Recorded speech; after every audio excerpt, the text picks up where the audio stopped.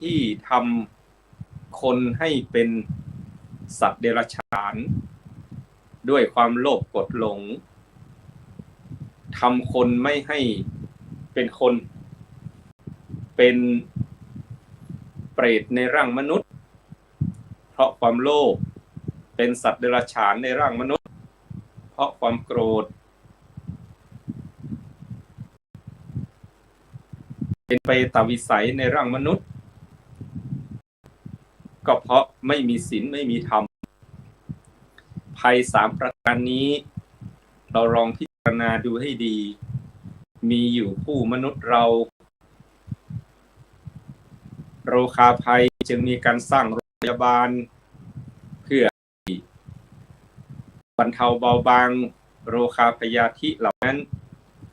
ทุกพิกภัยก็มีการสร้างอาชีพมีการตั้งธนาคารมาช่วยเหลือมนุษย์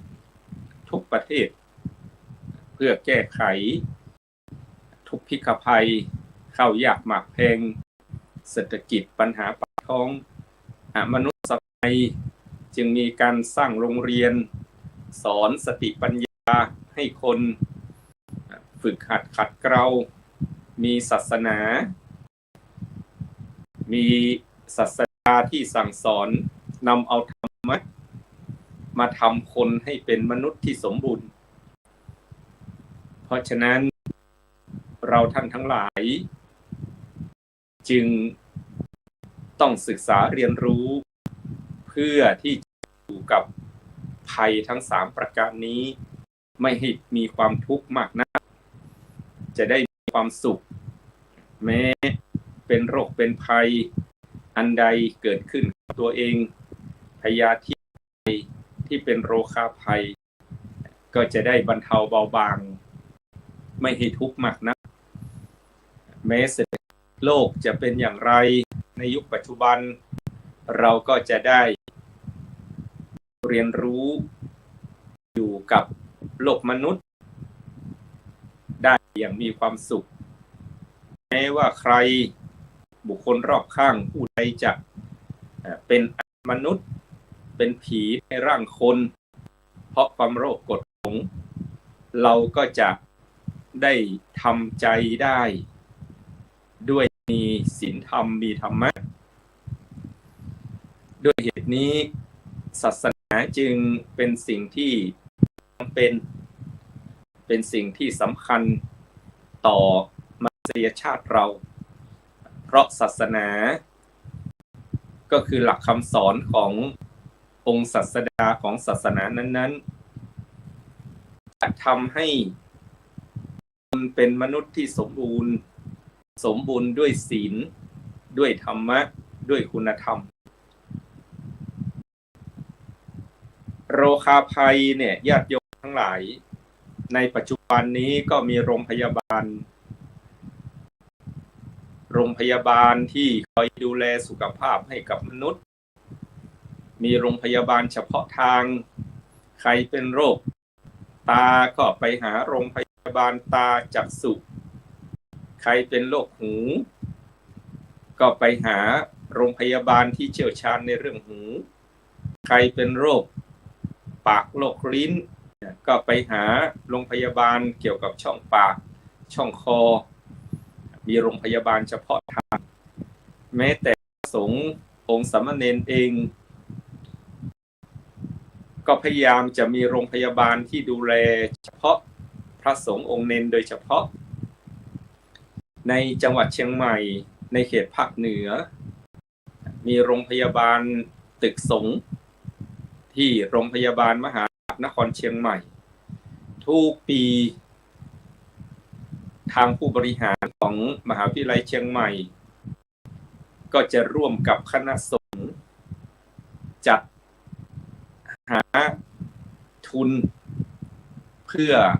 เข้ามูลนิธิโรงพยาบาลสงฆ์มหาราชนครเชียงใหม่จะมีพระมหาเถระตั้งแต่รุ่นก่อนๆโน้นมีหลวงปู่แหวนสุจินโน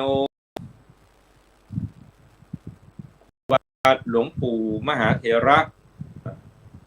หลวงปู่ทองพระพรหมมงคล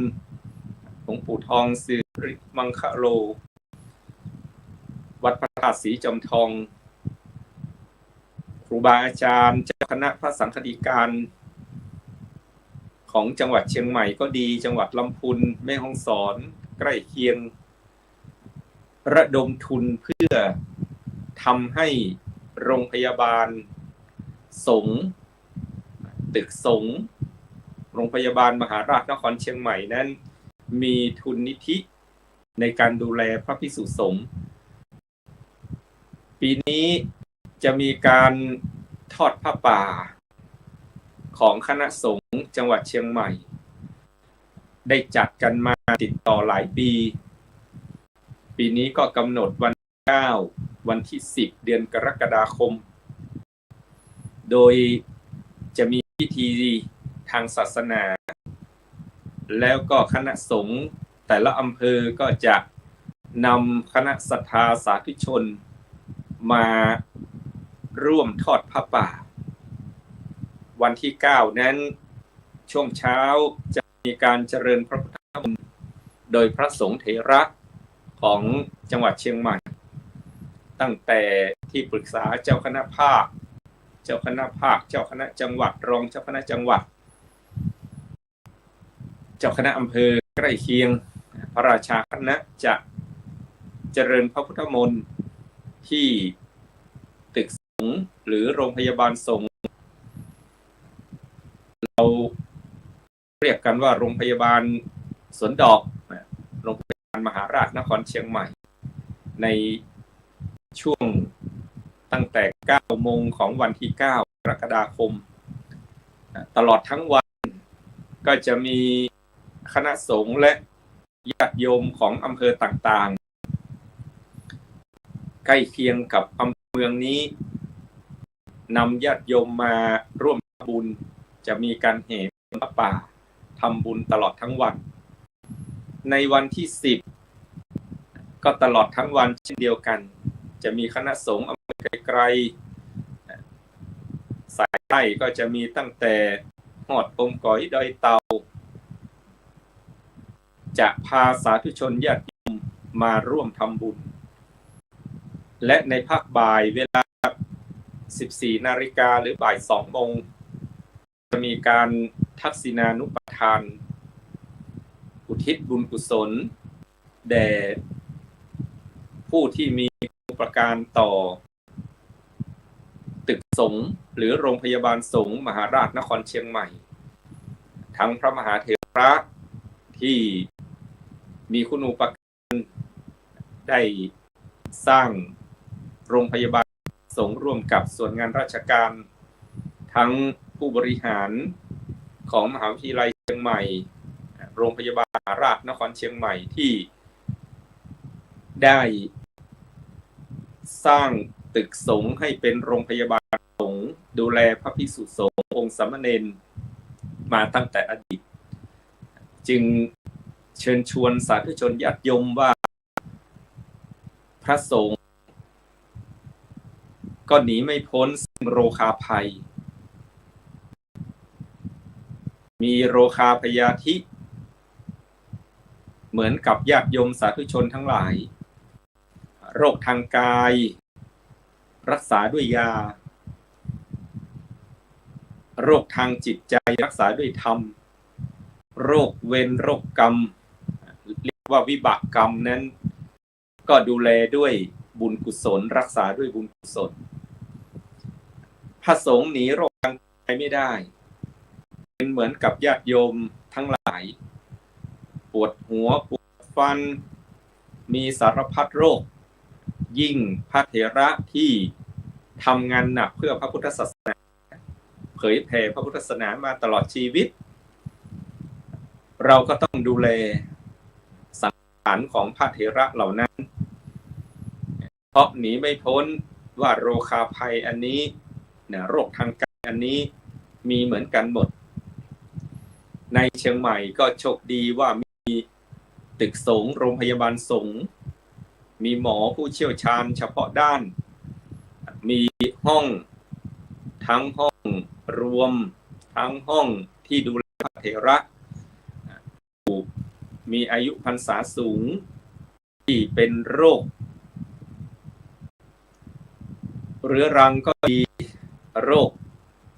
เฉียบพลันอาการหนักก็จะมีห้องพิเศษดูแลก็ด้วยการทำบุญทอดผ้าป่าของพระสงฆ์และญาติโยมทุกปีอย่างนี้พระพุทธเจ้าพระองค์ทรงตรัสสอนว่าการดูแลพระภิกษุสงฆ์อาพาธก็เหมือนได้ดูแลองค์สมเด็จพระสัมมาสัมพุทธเจ้าเพราะฉะนั้นจึงเชิญชวนญาติโยมทุกท่านว่าหากมีปัจจัยเกื้อหนุนเราก็สามารถร่วมทำบุญ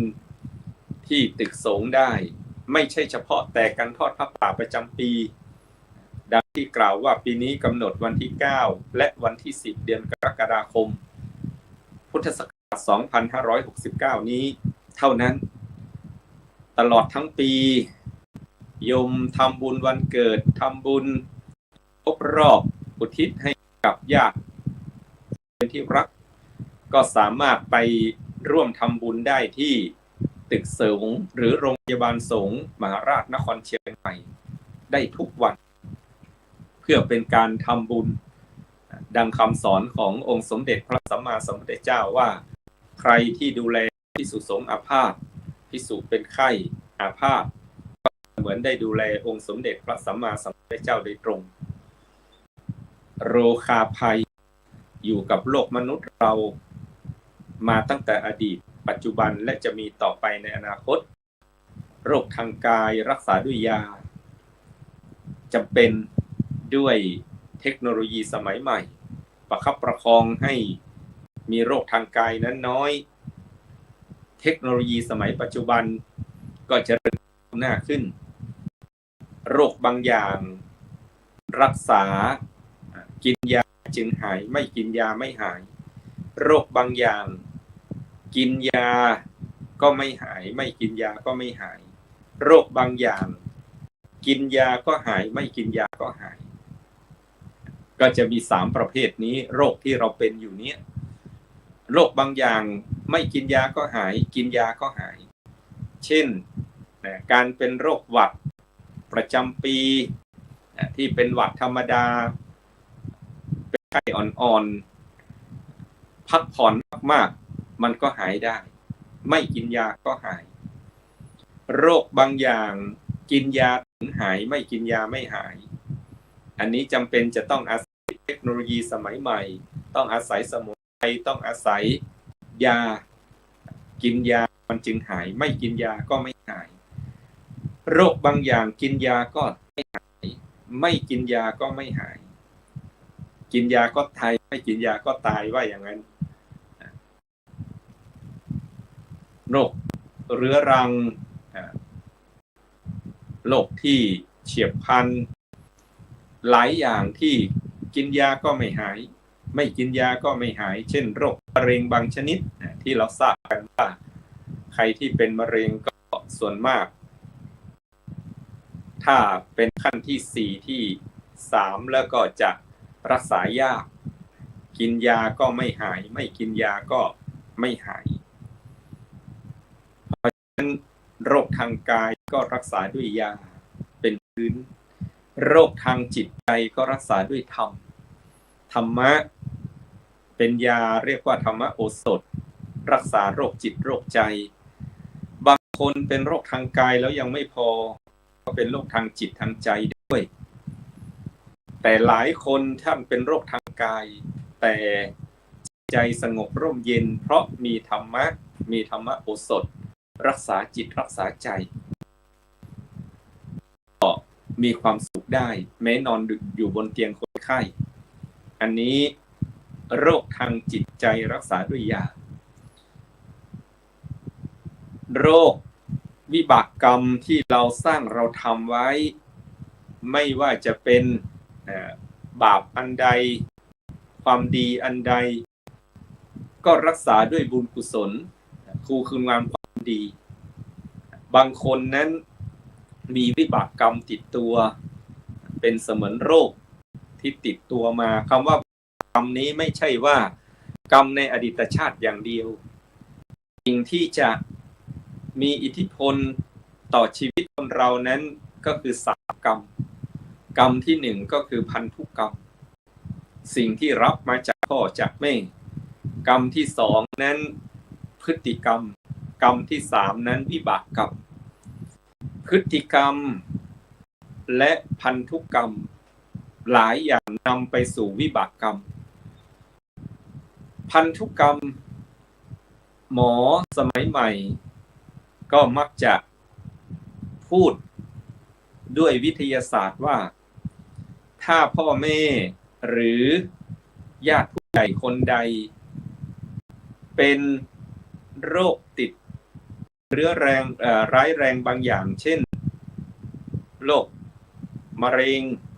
หรือโรคไม่ร้ายแรงเป็นไม่ติดต่อแต่เรื้อรังอย่างเช่นโรคเบาหวานก็มักจะส่งพันธุกรรมไปถึงลูกหรือผู้สืบทอดทางสายเลือดคนใดคนหนึ่งถ้าลูกเป็นก็มักจะสืบทอดไปถึงหลานคนใดคนหนึ่งเรามักจะได้ยินอย่างนั้นว่าพันธุกรรมนำไปสู่โรคบางอย่างได้แต่ถ้าเราพิจารณาดูดีๆคำว่าพันธุกรรมเนี่ยไม่ใช่เป็นเรื่องของสายเลือดไม่ใช่เป็นเรื่องของ DNA อย่างเดียวเป็นเรื่องของการประพฤติปฏิบัติร่วมกันยกตัวอย่างเช่นถ้าคุณพ่อชอบกินของดิบชอบกินสิ่งที่เป็นเชื้อที่จะก่อให้เกิดมะเร็งเนื้อดิบเลือดกินลาบดิบถ้าลูกคนไหนอยู่กับพ่ออยู่บ้านหลังเดียวกันก็จะกินอาหารชนิดเดียวกันกับพ่อเมื่อพ่อเป็นโรคมะเร็งลูกคนที่อยู่ด้วยก็มักจะเสี่ยงมากกว่าลูกที่อยู่ในครอบครัวอื่นที่แยกครอบครัวไปอยู่ตั้งครอบครัวคนเดียวแม่เป็นเบาหวานเพราะพฤติกรรมของแม่คือชอบกินหวานอาหารก็ต้องใส่น้ำตาลกินอาหารคาวแล้วก็มีอาหารหวานติดต่อกันเป็น10-20 ปี30 ปีลูกหลานคนที่อยู่กับแม่กินอาหารชนิดเดียวกับแม่ติดต่อกันเวลานานๆแม่เป็นเบาหวานลูกคนนั้นก็มีความเสี่ยงมากกว่าลูกคนอื่นๆพันธุกรรมที่มีอิทธิพลต่อชีวิตคนเนี่ยนอกจากเลือดเนื้อเชื้อไขที่เราทราบแล้วน่าจะเป็นเรื่องของพฤติกรรมที่ทำร่วมกันที่สร้างร่วมกันก็นำไปสู่โรคพยาธิที่เป็นสืบทอดจากรุ่นพ่อรุ่นแม่ไปสู่รุ่นลูกหรือรุ่นหลานก็ได้อันนี้มีอิทธิพลต่อชีวิตของคนก็คือพันธุกรรมที่รับมาจากญาติผู้ใหญ่จากปู่ย่าตายายจากพ่อจากแม่นำไปสู่ลูกสู่หลานเป็นได้ทั้ง DNA เลือดเนื้อเชื้อไขเดียวกันเป็นได้ทั้งพฤติกรรมที่สร้างร่วมกันมาส่วนกรรมอันที่2ก็คือพฤติกรรมนี่แหละจะมีอิทธิพลต่อชีวิตของคนทั้งโรคาพยาธิทั้งเรื่องของเศรษฐกิจการเงินการทองทั้งเรื่องของการอยู่ดีมีสุขมีธรรมะมีศาสนาอยู่ในหัวจิตหัวใจก็ล้วนแต่กรรมอันที่2นี้เป็นตัวบ่งชี้เป็นเหตุทั้งนั้นก็คือเรื่องของพฤติกรรมกรรมในพระพุทธศาสนานั้นเรียกว่าการกระทำนั่นแหละคือกรรมกายกรรมกระทำทางกายวจีกรรมกระทำทางปากมโนกรรมกระทำทางจิตทางใจกรรม3ประการนี้ก็นำไปสู่พฤติกรรมในชีวิตประจำวันของคนถ้ามโนกรรมใจคิดดี วจีกรรมคำพูดก็ดีกายกรรมการกระทำทางกายก็ดีใจคิดดีปากพูดดีกายทำดีเรียกว่ากุศลกรรมหรือง่ายๆว่าเป็นบุญเป็นความดีชีวิตของเราเมื่อพฤติกรรมดีคำพูดดีจิตใจดีมันก็ส่งผลเป็นความดีสำหรับตัวเองแต่ถ้ามโนกรรมคือใจคิดไม่ดีวจีกรรมปากพูดไม่ดีกายกรรมกายทำไม่ดีก็จะเป็นอกุศลกรรมการกระทำที่ไม่ดีผลมันก็จะเป็นวิบากกรรมที่ไม่ดีก็คือเป็นบาปแม้แต่เรื่องโรคภัยไข้เจ็บญาติโยมทั้งหลายพฤติกรรมตัวนี้ก็จะเป็นสิ่งที่นำไปสู่โรคภัยไข้เจ็บหรือว่าสุขภาพดีไม่ดีได้ยกตัวอย่างเช่นถ้ามีพฤติกรรมชอบมักง่ายกินอะไรก็ได้เห็นอาหารปิ้งย่างก็ไม่พิจารณานำเข้าสู่ปากก็อาจจะเป็นเชื้อนำให้เกิดมะเร็งได้เห็นอาหารหวานไม่พิจารณากินมีพฤติกรรมชอบกินของหวานติดต่อกันนานก็นำไปสู่โรคเบาหวานได้เป็นโรคที่เกิดจากพฤติกรรมของเราเองมีพฤติกรรมที่ชอบเข้าห้องน้ำนานๆอ่านมือถือเล่นมือถือเป็นครึ่งชั่วโมงเป็นชั่วโมงพอนั่งนานขออภัยลำไส้ใหญ่ลำไส้เล็กหูรูดก็จะผิดปกตินานเข้าก็ก่อให้เกิดโรคฤๅษีดวงทวารมีพฤติกรรมที่ชอบเล่นกีฬาหนักๆไม่ถนอมกระดูกเส้นเอ็นอาจจะนำไปสู่โรคหมอนรองกระดูกทับเส้นประสาทโรคกระดูกบางชนิดได้ก็ล้วนแต่เกิดจากพฤติกรรมการกระทำของคนทั้งนั้นฉะนั้นพฤติกรรมก็เป็นส่วนที่ทำให้มีอิทธิพลต่อการดำเนินชีวิตของคนสำคัญที่สุดคือพฤติกรรมของเราโรคภัยไข้เจ็บหลายอย่างเกิดจากโรคพฤติกรรมการมีพฤติกรรมที่ไม่ดีก็จะนำไปสู่โรคทั้งเรื้อรังโรคร้ายแรงหลายชนิดก็เกิดจากพฤติกรรมของคนจึงสำคัญส่วนกรรมอันที่3นั้นวิบากกรรมสิ่งที่เราสร้างเราทำอันใดไว้เรากินอะไรกลายเป็นวิบากกรรมผลของการกระทำของเราก็จะส่งผลต่อชีวิตเพราะฉะนั้นญาติโยมสาธุชนทุกท่านโรคาภัยคือโรคภัยไข้เจ็บเนี่ยอยู่กับมนุษย์เรามาเป็นเวลาช้านานเราก็ต้องดูแลสุขภาพของตัวเองภัยอันที่2คือทุกขภัยข้าวยากหมากแพงเศรษฐกิจไม่ดีทั่วโลกเป็นเหมือนกันหมดยิ่งปัจจุบันนี้มีสงครามที่เกิดขึ้นในประเทศใดก็กระทบไปสู่หลายๆประเทศทั่วโลกเพราะจำเป็นจะต้องค้าขายต่อกันดังที่เราเห็นปัจจุบันนี้เกิดสงครามที่ตะวันออกกลางกระทบมาถึงเอเชียประเทศไทยของเราข้าวยากหมากแพงเศรษฐกิจฝืดเคืองเงินเฟ้อเงินฝืดเป็นมาคู่เราตั้งแต่อดีตและเป็นอยู่ปัจจุบันจะมีต่อไปในอนาคตเราก็ต้องแก้ไขกันไปตามยุคตามสมัยส่วนภัยอันที่3ก็คือมนุษยภัยที่เกิดจากวิญญาณร้าย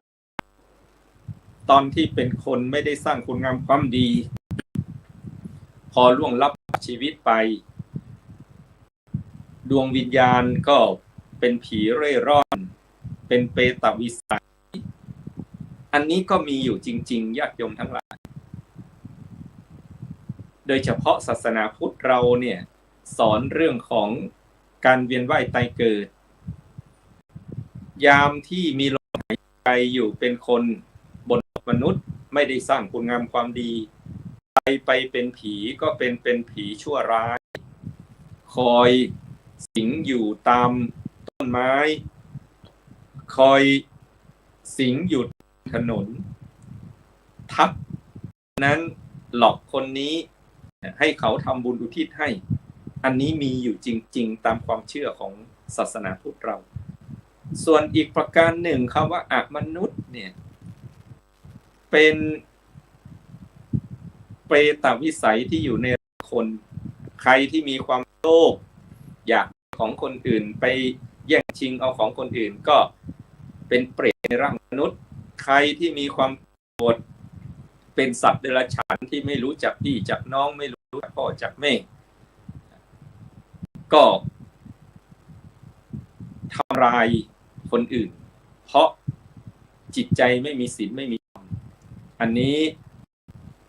มนุษย์ในร่างของคนก็ต้องอาศัยธรรมะอาศัยศาสนาจึงเป็นเรื่องสำคัญวันนี้อาตมาภาพจึงนำเอาข่าวสารพระพุทธศาสนาเรื่องของการทอดผ้าป่าพระภิกษุสงฆ์ในจังหวัดเชียงใหม่ที่จะเป็นทุนนิธิสงฆ์ดูแลสุขภาพของพระสงฆ์ทั้งจังหวัดเชียงใหม่และทั่วภาคเหนือทั่วประเทศวันที่9วันที่10นี้มีพูดถึงภัย3ประการมีคู่มนุษย์โรคาภัยโรคภัยไข้เจ็บทุกพิกภัยเข้ายากหมากเศรษฐกิจไม่ดีมนุษยภัยภัยที่ทำจิตใจของไม่ให้เป็นมนุษย์เกิดแก่เจ็บตายเป็นเรื่องธรรมดาท่านพระครูโสพลปริยัติเลขานุการรองเจ้าคณะจังหวัดเชียงใหม่ในพระเดชพระคุณพระเทพสิงหวราจารย์วัดพระสิงห์วรมหาวิหารจังหวัดเชียงใหม่ท่านก็สูญเสียบิดาคือคุณพ่อได้ล่วงลับดับชีวิตไปพระเถระทั้งหลายก็ไปร่วมทำบุญท่านก็ฝากกราบขอบพระคุณพระเถระเจริญพรขอบคุณสาธุชนญาติโยมทุกท่านที่ร่วมบุญอุทิศให้กับบิดาของท่านพระโสพลปริยัติที่จังหวัดแพร่ท่านขอบคุณไว้เพราะแก่เจ็บตายเป็นเรื่องธรรมดาที่อยู่กับผู้มนุษย์เราขออำนวยอวยพรสาธุชนญาติโยมทุกท่านให้มีแต่ความสุขความเจริญด้วยอายุวรรณะสุขภาพปฏิภาณสารสมบัติสุขพิพัฒนมงคลด้วยกันทุกคนทุกท่านเทอญ